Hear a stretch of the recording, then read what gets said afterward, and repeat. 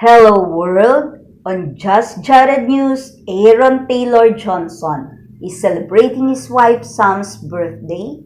The 34-year-old actor to his Instagram account on Tuesday to wish Sam a happy birthday as she turned 58. Happy birthday, gorgeous! Love spending every moment with you, Aaron captioned his post, which included several personal photos of the couple. Sam commented, "I love you."